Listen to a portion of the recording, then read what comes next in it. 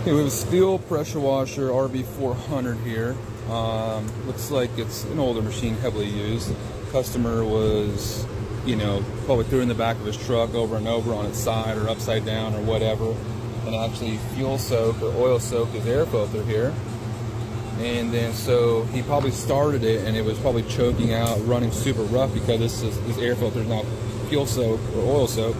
So he decided to put a big old hole in it, and I'm sure it ran perfect after that. But then now he's getting dirt ingestion. As you can see, there's dirt all around this and in the intake, and now he just destroyed his nice steel pressure washer.